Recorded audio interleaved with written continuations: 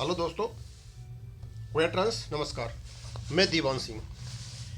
मैं आपको बताना चाहूँगा कि मैं डेली लगभग हमारे कई जो ऑनरेबल गेस्ट्स हैं उनका मैं वीडियो डालता रहता हूँ अपना भी बैंक पेंशन ऑपरेशन पे, और जो हमारे व्यूवर्स हैं उनके जो कमेंट्स हैं उन पर हम वीडियो बनाते रहते हैं। लेकिन आज मैं एक अलग हट करके वीडियो बना रहा हूँ और यह वीडियो बहुत इंपॉर्टेंट है क्योंकि इसकी जानकारी लगभग हमें नहीं मिल पाती है और खास करके पेंशनर्स को नहीं मिल पाती है। तो ये है यहाँ पे फैमिली पेंशनर से संबंधित वीडियो, और ये जो मटेरियल है मुझे यूट्यूब पे किसी यूट्यूब पे मिला, वहीं से मैंने जैसा था वैसा उठा लिया। मुझे बहुत लाभदायक लगा। मैं सोचा कि ये बात हमें अपने पेंशनर्स को बतानी चाहिए। जिनको जानकारी है बहुत अच्छा है, नहीं है वो जानकारी लें, खुद भी जानें और दूसरों को भी बताएं। तो ये लेटर है कोई 20/1, और यहाँ कुछ नंबर वगैरह दे रखे हैं सर्कुलर के। To all unions and members, इसका मतलब हो सकता है किसी संगठन का निकाला हुआ हो, कंस्टिट्यूएंस का। जानकारी कन्फर्म्ड है, जब इसमें निकला हुआ है तो जानकारी कन्फर्म होगी। तो क्लैरिफिकेशन ऑन फैमिली पेंशन, तो कहते हैं calculation of family pension based on last month pay, not average of last 10 months.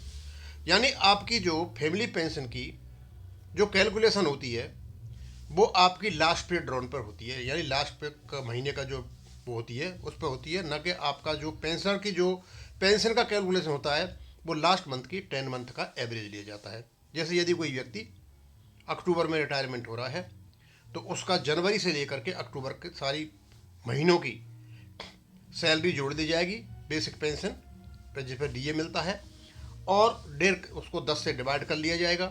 इस प्रकार उसका 10 महीने का एवरेज आ जाएगा, और हमेशा लास्ट पे ड्रॉन और 10 महीने का एवरेज में फ़र्क आएगा, यानी लास्ट पे ड्रॉन ज़्यादा होगा और आपका 10 महीने का एवरेज कम होगा। और जिसकी पेंशन जिसकी जो सर्विस है 33 साल हो चुकी है उसको लास्ट पे ड्रॉन का 50% पेंशन मिल जाएगा पेंशनर को, और जो फैमिली पेंशनर है उसको भी लास्ट पे ड्रॉन का 50%। अब यह सवाल ये उठता है कि बैंक में 33 साल में लास्ट पे ड्रॉन का 50% मिलता है, लेकिन सिविल में लास्ट पे 20 साल में ही मिल जाता है, और आर्मी में जीएसयूज के लिए 15 साल और जवानों के लिए 15 साल में लास्ट पे ड्रॉन का 50% मिल जाता है। यदि जब हम बैंक की बात कर रहे हैं तो 33 साल में जो लास्ट पे ड्रॉन का 50% मिलता है, यदि पेंशन कम हो, सर्विस कम हो, तो फिर वो प्रोराटा बेसिस पे पेंशन मिलती है कि भाई 33 साल में इतनी बनती है, 20 साल में इतनी बनेगी, 18 में इतनी बनेगी, 17 में। और ये जनरली बैंकों में बहुत बड़ी मात्रा में आर्मी के जो वेटरन्स है वो सर्विस करते हैं, तो उनकी कभी सुपर एनुएशन नहीं पहुंच पाता, क्योंकि पहले तो वो आर्मी में करके जाते हैं और फिर वहाँ करते हैं तो वो 60 साल 33 साल नहीं हो पाती उनकी, उससे कम रह जाती है। 18 साल, 19 साल, 20 साल, 21 साल, जो कुछ भी इस प्रकार की रह पाती है। वैसे 10 साल में सर्विस करने के बाद उनकी पेंशन हो जाती है, प्रोरेटा मिलती है। अब जिसको प्रोरेटा पेंशनर को मिल रही है, और क्या प्रोरेटा बैंक में फैमिली पेंशनर को मिलती है या पूरी पूरी मिलती है? अब यहाँ पे पहले तो मैं कैलकुलेशन बताऊंगा, फिर आपसे ये प्रश्न पूछूंगा, आप मुझे बताओगे भैया वो क्या है। मान लीजिए किसी पेंशनर की लास्ट पे ड्रॉन है, बेसिक पे थी 50,000, कब? Time of retirement. जैसे मान लीजिए अक्टूबर महीने में उसकी 50,000 सैलरी थी, लेकिन पिछले जनवरी से लेकर अक्टूबर तक यदि एवरेज लिया गया तो वो बैठी 48,000। यानी जो पेंशनर की पेंशन है वो 48,000 से कैलकुलेट होगी, और जो फैमिली पेंशन है वो 50,000 से कैलकुलेट होगी। नॉर्मल फैमिली पेंशनर की बात कर रहा हूँ। यदि पेंशनर की पेंशन निकाली जाएगी तो 48 का कितना हो जाएगा? 50%, 24,000। यानी पेंशनर की जो वो पेंशन होगी वो होगी आपकी 50% पे 24,000, न कि 25,000, क्योंकि 25,000 तो लास्ट पे ड्रॉन था, ये उस पर लागू नहीं होता, एवरेज लागू होता है। लेकिन जो फैमिली पेंशन है वो लास्ट पे ड्रॉन का 30% होगी नॉर्मल रेट, तो उसकी बनेगी कितनी? 15,000। क्लियर हो गया। अब इस जगह पे एक बात पूछना चाहता हूं मैं